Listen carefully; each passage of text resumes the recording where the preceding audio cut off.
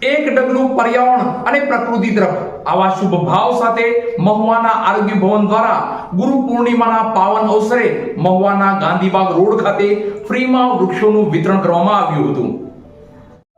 આરોગ્ય ભવન મહુવા દ્વારા ગુરુ પૂર્ણિમાના પાવન અવસર નિમિત્તે વૃક્ષોના રોપાનું ફ્રીમાં વિતરણ કરવામાં આવ્યું હતું.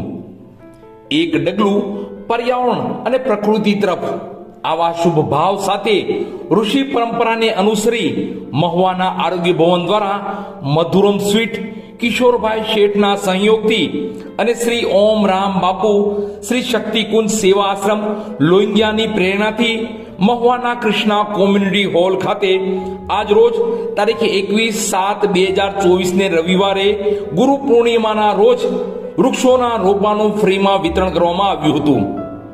ગત ઉનાળામાં સૌ કોઈને અનુભવ થયો કે સૌરાષ્ટ્રનું કાશ્મીર ઠંડુ રહેતું હતું, તેના બદલે 46 ડિગ્રી જેવી અસહ્ય ગરમી પડી હતી.